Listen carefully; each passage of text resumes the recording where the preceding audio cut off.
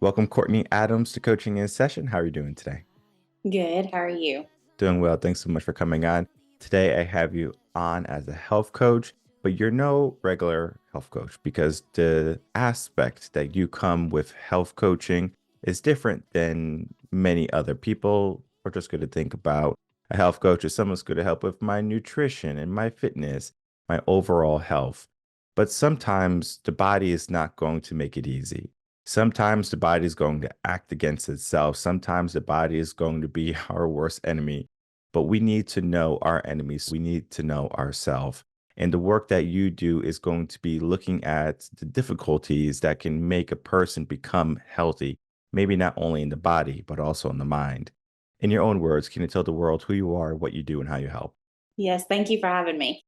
My name's Courtney, and I started a coaching program after I went through a lot of health issues and just frustration, my body fighting against itself.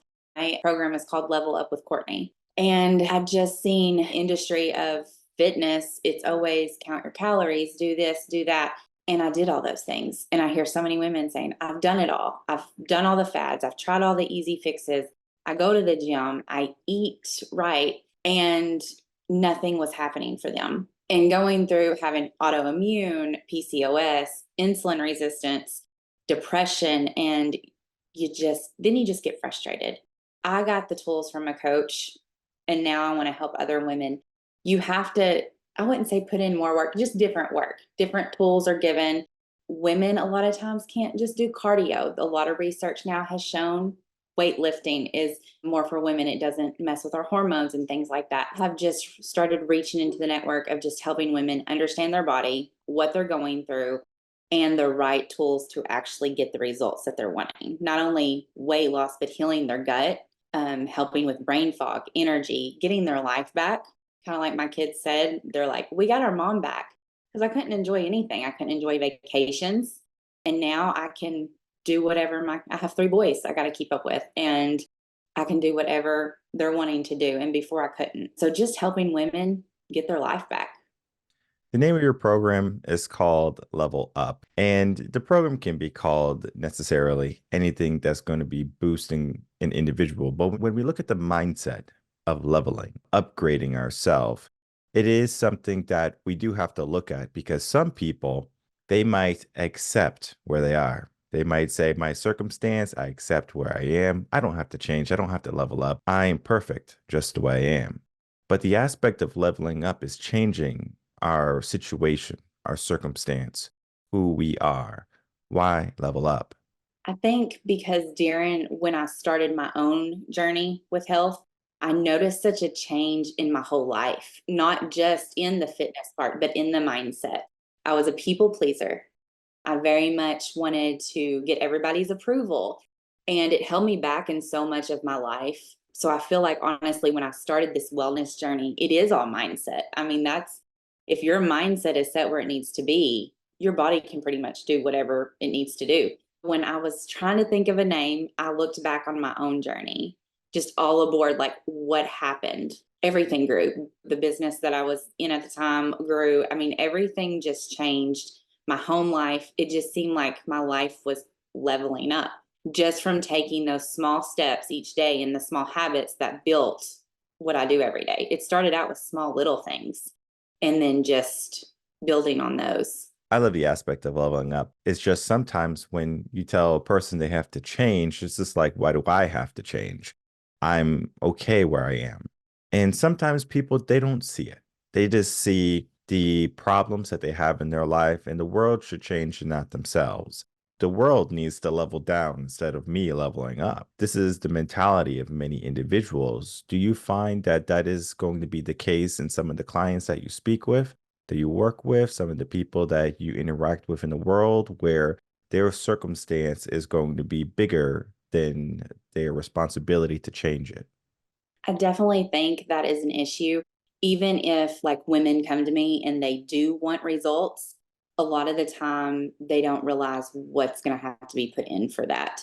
Again, I think that goes back to mindset coaching and really just letting them know these are the things. If you want this result, I do think with wellness coaching, you're not going to get people coming to you that aren't looking for results either. The people that are set in their ways, that they don't want to level up, they're fine where they're at. I'm sure over time I will get more messages. I get messages every once in a while about loving everybody where they are. And that's not what you should. Love everybody where they are. But that is not my point in this. It is, I was a depressed mom. I functioned every day. I homeschool my kids, but I wasn't living. So my mission is more for those that aren't happy where they are, that want that in their life and not really going to make the excuses, because we all have them. Like we all have, I don't have enough time in the day. I can't do this. I can't do that. I don't know how you do it, but we all have the same amount of time in the day. We all can do this if we want to. But I think if the mindset's not there, it's going to be hard for anybody to change. And until you hit that, I think you're just like hitting a wall with somebody. But yeah, I definitely think that obviously there's a lot of that out there of love me where I'm at. I like how I am. I don't need to change. And that's fine. They just wouldn't fit in with my program. But it's so funny though, how individuals they give themselves this obstacle because it's almost like the acceptance where we do have to accept where we are so we can change where we are. We have to look at our situation. We just can't pretend any longer. If our health is not good, typically people they don't do anything until they get a doctor's note. The doctor finally says, hey, like you need to figure something out. If you don't, you're at risk for diabetes, et cetera, right? So now we're scaring the individual. We have a big T trauma. People will wait for these moments of depression, for trauma to finally start to make some changes. However, there is an aspect to education where we can do things before things bad that happen in our life. Prevention. Oh, you're going to work out, you're going to eat healthy.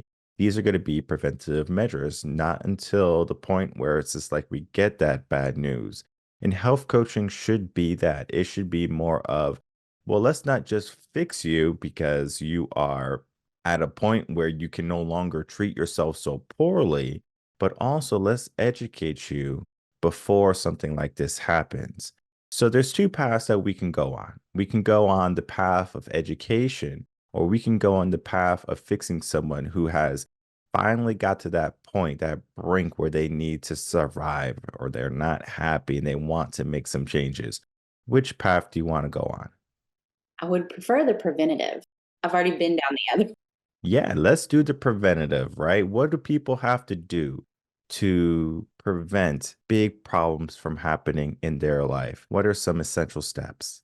First of all, I think it starts out with small habits every day. I'm big on keeping a schedule, and then you do the things that you're supposed to. I believe that you should get up at the same time every day, and that's something small that you can be disciplined in. I think it teaches discipline in wellness. You have to have it. I'm big on nutrition. I think our food is what is causing most of our problems. So knowing what food you need to eat, I think it's important that they know their macros if they have any food intolerances. And then I also think, especially for women, I know this sounds crazy because we give our kids bedtimes, but women should honestly go to bed before 10 o'clock. It messes with our hormones. Our hormones are made in our adrenals. And if they're not working properly, our hormones are going to be off. And then obviously moving every day, getting outside, getting vitamin D, one that helps with any depression issues and just our immune system. Just small things like that. Mine for me was getting up at the same time every day, having a morning routine, having a nighttime routine, knowing what to fuel my body with, not just food, and learning that food is not here for our entertainment. It is to fuel our body. And I think so much we look at it as entertainment. And then just exercising. Exercising balances our hormones, it increases our serotonin. Really, I mean, just taking care of ourselves. I think some, especially for women, I think we put ourselves on the back burner a lot, especially if we have children. And I have learned over the years having small children, now mine are older, but like when I had small children, I felt guilty going and taking care of myself. But honestly, we're doing our children a disadvantage if we're not taking care of ourselves. If I could go back 10 years before I started having health issues, I would totally tell myself, get up at the same time every day, go to bed with around the same time. eat 3 meals a day. Starving yourself is not normal, and go to the gym at least 3 to 4 times a week. I definitely wouldn't have the health issues that I've had the last 5 or 6 years. So definitely preventative. I'm with everything preventative. It's just so many of us are already past that point. What were some of the first things that you noticed when you started to implement these strategies in your life, the small habits, the nutrition, and then also giving yourself a bedtime? Were you overly more happy, more energetic? You started to fulfill the things you wanted to do in your day. Maybe you felt lethargic before and you couldn't do the things that you loved. I know you said you felt guilty sometimes with the boys, where if you were always putting someone first and you're putting yourself last, it's like you couldn't be your true authentic self. You couldn't be there for them 100%. What were some of the initial changes that you saw in your life, and then maybe even going a step further, what you initially see in your clients' lives? For myself, it was energy, not as snappy, and definitely accomplished because I had a lot more time in the day than I realized. And just overall, like not saying no. I wasn't saying no to things because I was tired or having to take a nap at 2 o'clock in the afternoon. Just, I mean, overall, I guess really feeling accomplished and that I could do things with other people and that there really is 24 hours in a day. And on the physical side, I wasn't swollen all the time and bloated and miserable and achy, like my body ached all the time. And main thing for me was migraines. I have been diagnosed with pseudotumor, which means my brain reacts like it has a tumor, but it doesn't. So I constantly had migraines behind my eyes. Like it was there 24/7. Those went away. Like that's a huge thing. But just the little things, it didn't happen all at once, but those were in the beginning, what I started seeing probably in the first couple months. With my clients, it's energy. That's the first thing I get back. No brain fog, energy. A lot of women come to me with autoimmune. So, like, no pain from fibro. Usually within the first month, I get reports back, especially no energy, no pain. The energy aspect is huge, though, because people don't realize how much they can do in their day. And it's so funny when people they say they don't have time. They don't have time to meal prep. They don't have time to go to the gym. They don't have time for their health. And it's always fascinating to me when I even work with individuals more so on the mindset side, and we write out their 24-hour time block because they say they're so busy. They don't have any time. I say, okay, sure, let's find a little bit of time. And the moment we write out our time block, it's empty with all of these spaces that we don't even know are there because our day is just usurped by things that might not be as beneficial to us.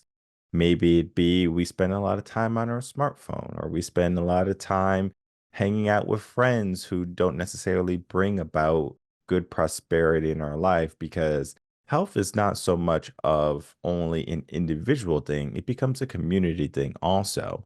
If the family is unhealthy, then it's going to be easier for the individual to be unhealthy, or friends. I wanted to get into the conversation of, because you do have a family. Was it difficult for you to do it by yourself, or did you make it a community effort where everyone came together and we said, okay, let's start to live life more full of energy with strong habits? Let's start small, build up to the big ones, and then we can get to that accomplished aspect. It started out with just me taking, like, wanting to take control of my health.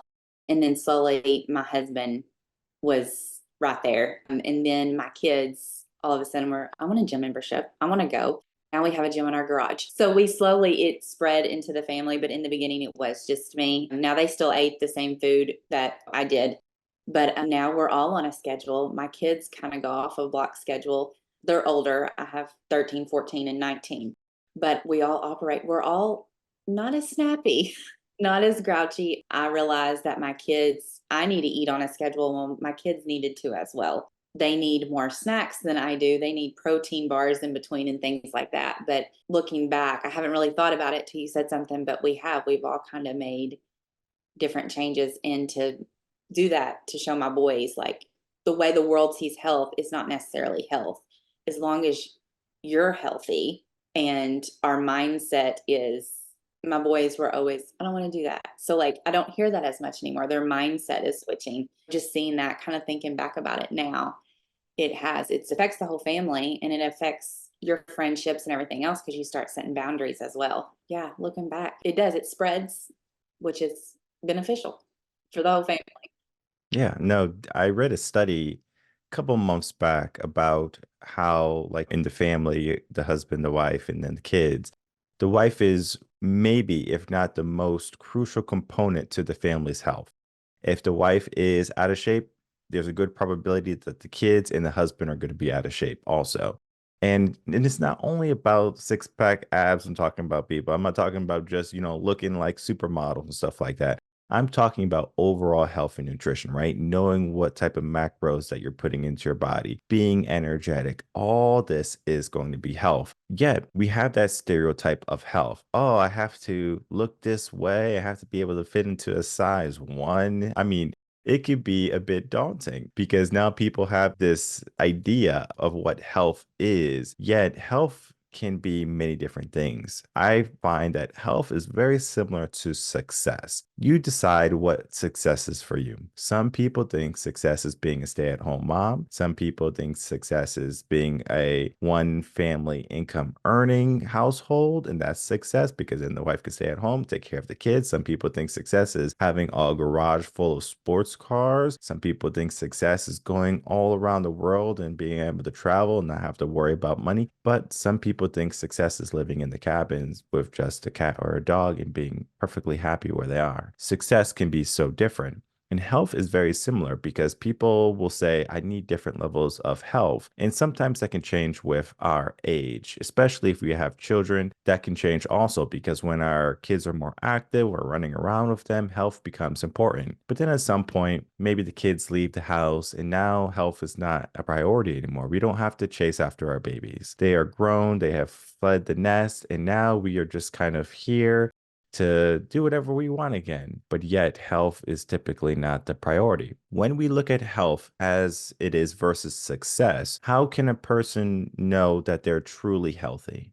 For me and what I talk to my clients at first, I find out my clients' goals, but looking at them and myself, I think it's when you can live again, when you do notice you have more energy, when you can go skiing with your kids. I literally went on a skiing trip with my kids and couldn't go. I sat in the hotel room. So, like, when you can do those things, when you can go outside and play horse with your son because used to you couldn't, when you have the energy, sometimes just to get out of bed, I feel like that's health. I never really look at a number on a scale because I think that holds way too much value to us sometimes. I think it's when you realize you can move a table without help because you're getting stronger. And then on the other side, when you go and get your blood work done, and it's like, wow, I'm really improving. My thyroid looks good. My insulin looks good. My cholesterol looks good. Obviously, that's signs of health, but just on the outside, it's not so much the number on the scale or whatever. It's,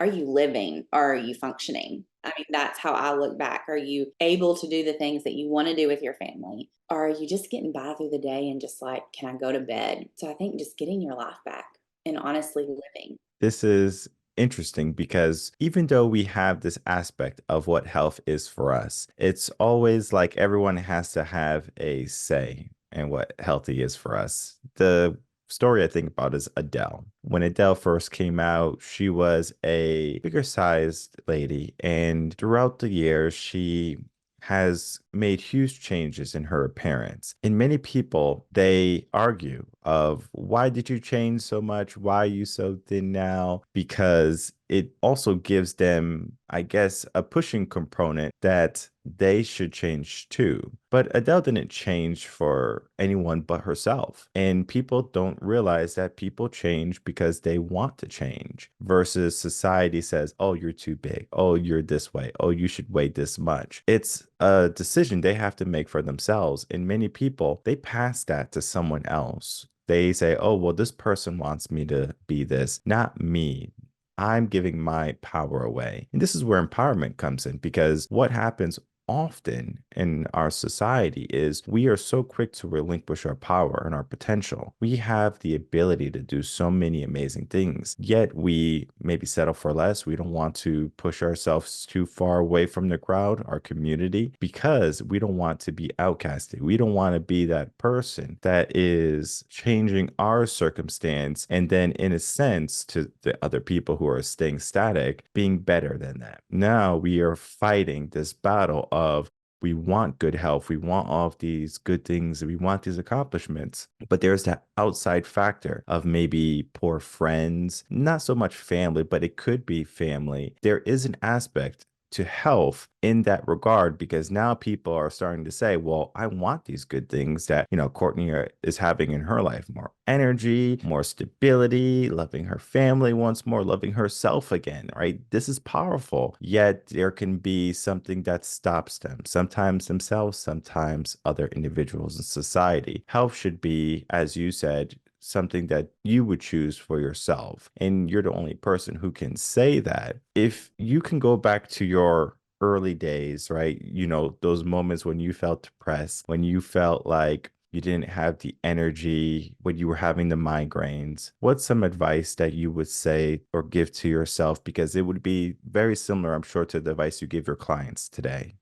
I would probably, there comes a time, I guess, in mindset, and I know people coach different ways. Stop feeling sorry for yourself. Get up, do what you need to do, and make the changes, because you're not going to feel better until you take those steps. Maybe not that harsh, but just you can either choose to stay here and live this way because you're making no changes, but you expect a different outcome, or you can make the changes and get your life back. And I think when you get to that point when you're like, okay, I'm ready, but there's so much information out there and you're like, but where do I start? Do I do this? Do I do that? This internet says this says this. And then you're just like, forget it. I'm back here. So I think I would say just start, just get up, because you doing this over and over each day is not improving your life. And just stop making excuses. Because honestly, when it come down to it, that's what I was doing in my mind. I'm depressed. I have migraines. I don't feel good. I need a nap. Well, I homeschool my kids. I work from home. I don't have time. They're all excuses. And I think it's just getting out of the mindset of that thought process and being like, I've got to take control of my life. You think you're in control back here. Kind of like I went from history of eating disorder and treatment to eating my feelings. And it's always about controlling your mind, but at the same time, you're not controlling anything. You take control when you stop making excuses and you take the steps to better your life. So I think I would say stop making the excuses. Simple and short, stop making the excuses. You're not going to change if you don't change.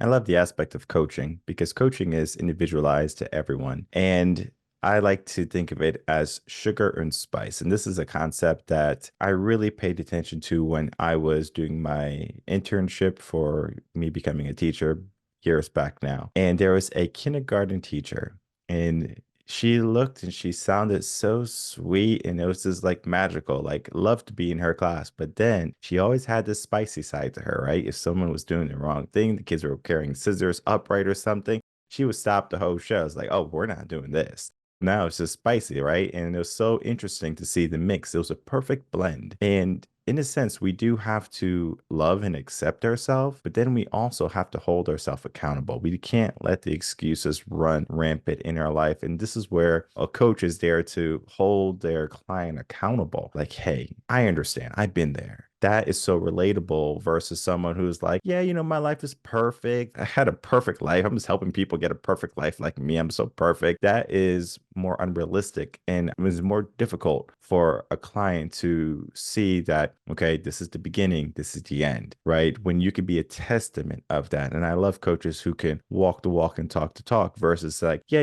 I'm a fitness trainer, but I don't really work out or anything. I just like fitness. It's more of not only your passion, but your lifestyle. And the conversation that we had today is creating that lifestyle of better health, better wellness, and then figuring out what you need to do in order to get the life that you are looking at. Because at some point, we have to stop making excuses and start to take responsibility. As we begin to wrap up, I would love for you to share with us with some final words or thoughts, and then for you to tell the audience where they can find you. Yes. Final thoughts is just get your life back. like the years I wasted, whatever it is. Yes, it takes investment in money, time, whatever it is, you get your life back. I say get your life back. You start living, because if you never had control of your health, you've probably never really lived to your full potential. It opens up so many doors for you in all areas of your life, relationships, work, like every area of my life has leveled up when I took control of my health. And to me, that's health. Health is our body, our sickness, our immune system, everything, but it's also our relationship, our work, our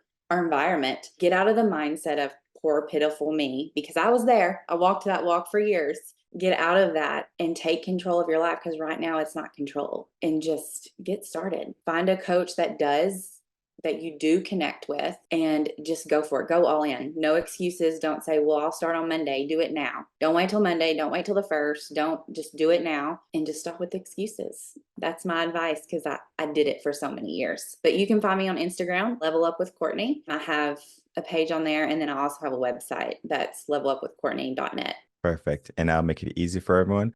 All the links are going to be in the description box below so people can easily find you, follow you on Instagram, and then learn more about your story and how you help individuals get control of their life back. Because at some point in our life, we have to stop making excuses and we have to start living truly to what we want in our life. Because you might have gone down a path for so long, but it doesn't necessarily mean you can't turn back, or it doesn't mean you can't change where you're going.